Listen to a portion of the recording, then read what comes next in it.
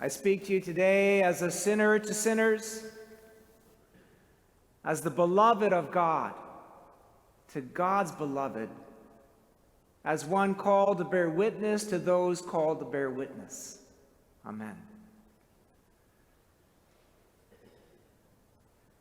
Earlier this week, I was in a Zoom chat, and it kind of petered out, and there was just two of us left, and this friend of mine said to me, "How is Advent going for you?" And I said, this Advent and Christmas for me is an invitation to develop a beginner's mind. And by that I was speaking about this movement that took place starting in 1970 with a book called The Beginner's Mind, which is about cultivating something that is drawn from Buddhism that made its way into the West. And this is that you begin to understand and see that what you need to do is to unlearn some of the things that you have taken for granted in your life, to let go of some concepts or let go of some ideas or step away from the things that you have used to structure your opinions and your identity even, to become a beginner again and to see everything as if you're seeing it for the first time.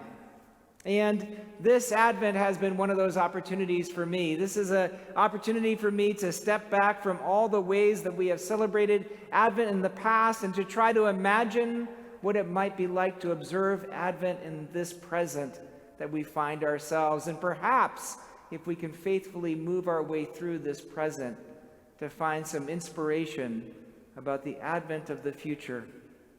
And as I've been going through these past few weeks and walking with you through these past 3 weeks, as so many of you have experienced death or disappointment or trial or tribulation, so many of you are experiencing anxiety, I've been thinking a lot about that beginner's mind.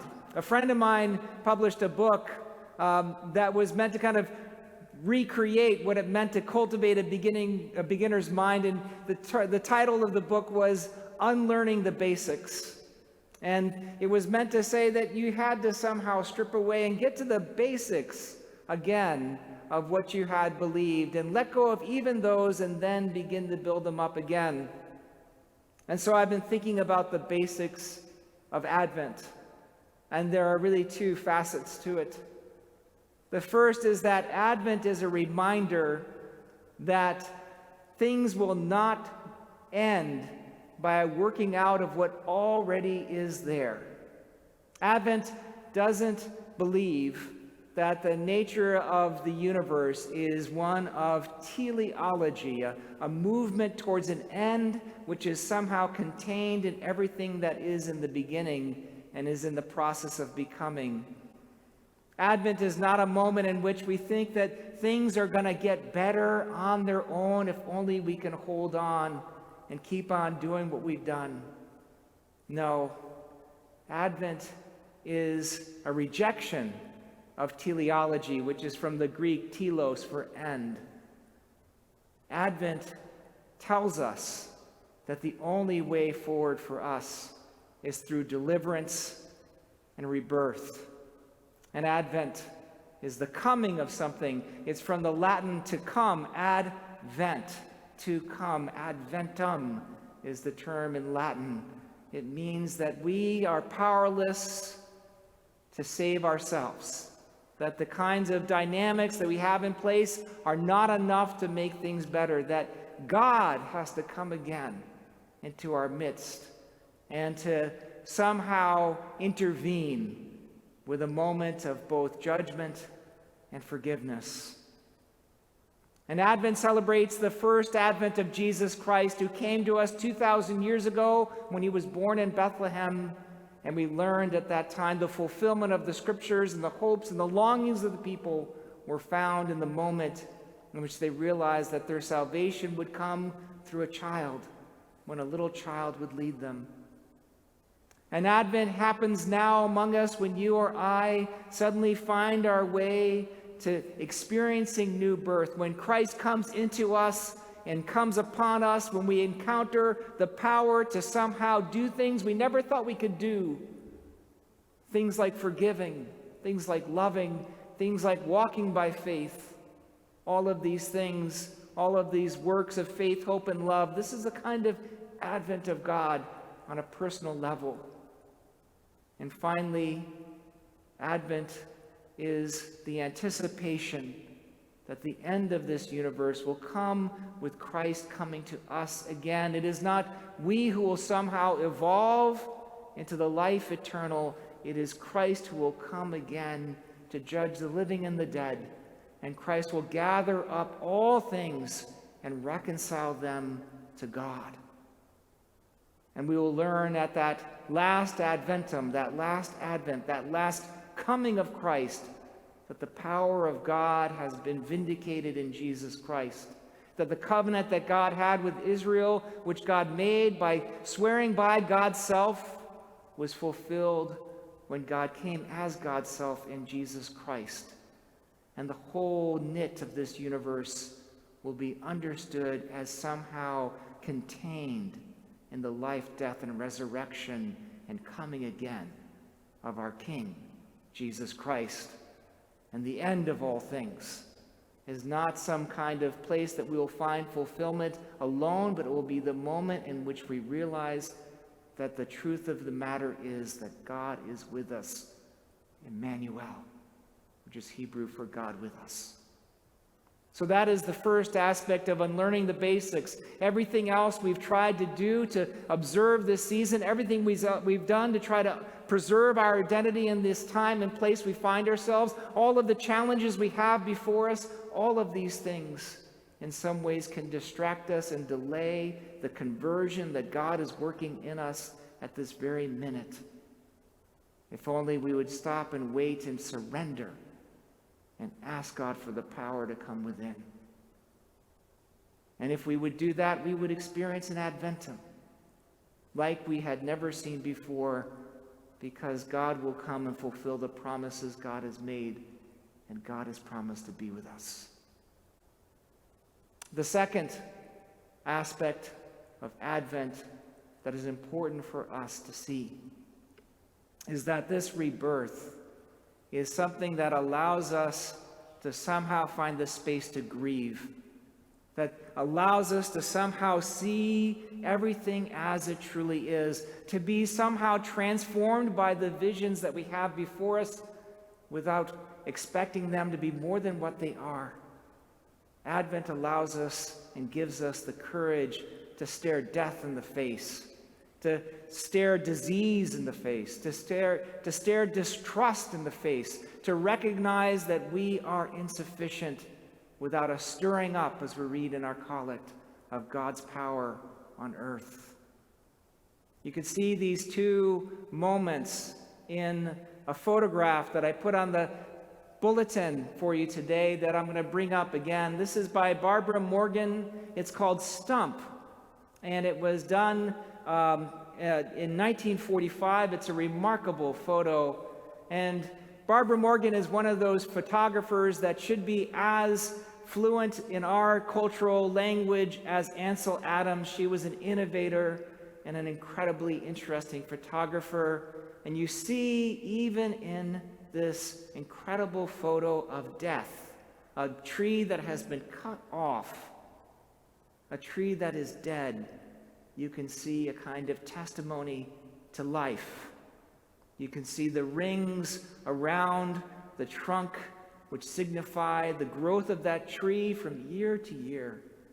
And you see at the center of that tree stump an incredible crack out of which new life will grow. This is actually a kind of image that is picked up in the canon of images for Advent. It's one that we sometimes move past quickly. It's from Isaiah chapter 11, in which we read that out of the stump or the root of Jesse will come new life. Advent is the promise that there will be new life. And you see in this picture, which celebrates and mourns and recognizes death, in the crack in the middle, there is a promise of new life. A kind of womb is being opened up in the tree that will give life to the world. So you and I are called to be Advent people, You and I are called to somehow look at the world around us and look for new birth. You and I are called to somehow realize that God is present even in the midst of death. And this is a kind of rejoicing. Because when we rejoice, when we have joy, we recognize not a moment of happiness, not a moment of success, not a moment in which we've achieved something, not a moment in which we possess something, but we recognize the presence of another who brings us life. We recognize the reason for which we have been made, our purpose in life. Joy is a kind of birthright of God given to us through Jesus Christ, given to us through Advent. And so today I want to invite you to enter into one of the imperatives to be joyful in our scriptures for today. From our reading from 1 Thessalonians, rejoice always, pray without ceasing, give thanks in all circumstances. These are not so much conceptual things that we have to inhabit, but these are the practices that allow us to relearn the basics, to enter again into the beginner's mind that we are invited to enter today. Rejoice always. Remember that God is present with you even in death.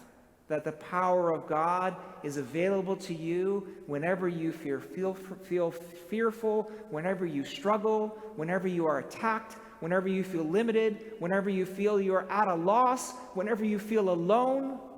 The power of God and the presence of God is always with you, no matter what you face. This is the power and this is the promise that is hidden in the imperative, rejoice always.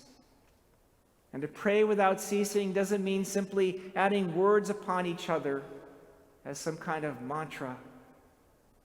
But the imperative and the invocation, the exhortation to pray without ceasing is a kind of reminder to us to be aware of that presence and that power of God in everything we do. Every threshold we walk through, remember that we are not leaving the presence of God, but coming into the presence of God, and that God has waited for an eternity to have that moment in which you would know God's presence in your life, in which you would have the communion with God that you have through prayer, the conscious contact with God that makes life the wonderful blessing that it is. So pray without ceasing and give thanks in all circumstances. Even where we are today, even in the challenges we face, even in the moments in which we least suspect God to show up, the promise of the scriptures, those promises are ours too. This reading from 1 Thessalonians, it's an incredible reading because you can imagine the congregation that heard these words for the first time. You can imagine that they were feeling lost and alone when they heard the words, rejoice always.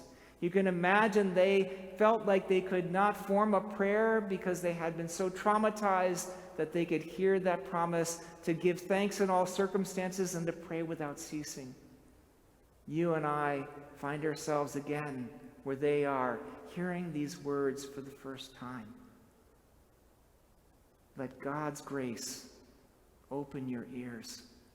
Let the power of God open your minds and heart. May the God who has come as a surprise, as a son, as a child, be born in you today.